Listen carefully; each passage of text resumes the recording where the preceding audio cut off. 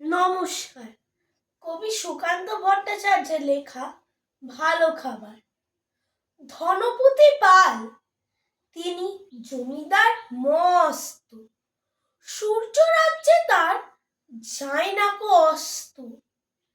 তার ওপর ফুলে ওঠে কারখানা ব্যাংকে, আয়তনে হারালেন মোটা কোলা ব্যাংকে। সবার হুজুর তিনি, সকলের কর্তা, হাজার সেলাম পান দিনে গড় পর্দা। সদাই পাহারা দেয় বাইরে সেপাই, তার কাজ নেই তাই শুধু খাই খাই বাই তার। এটা খান সেটা খান সব লাগে বিদঘুটে, টান মেরে ফেলে দেন একটু খাবার খুঁটে। খাদ্যে অরুচি তার সব লাগে তিক্ত, খাওয়া ফেলে ধমকান শেষে অতিরিক্ত।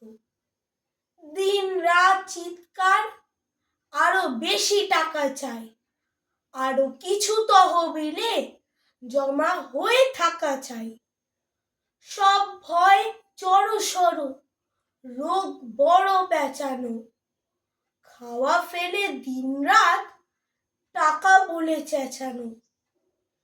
ডাক্তার কবিরাজ ফিরে গেল বাড়িতে, চিন্তা পাকালো জট নাইবের তাড়িতে।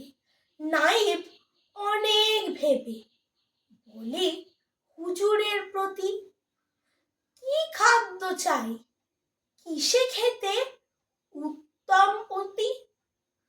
নাইবের অনুরোধে ধনপতি চারিদিক দেখে নিয়ে বার কয়, হাসলেন ফিক ফিক।